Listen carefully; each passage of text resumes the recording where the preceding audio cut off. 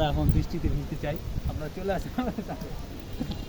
অবশ্যই আমরা আছি, সাথে আছি। যদিও আমার বন্ধুর ছাতা আছে, আজ সে ছাতা থাকার কারণে সে অনেক খুশি।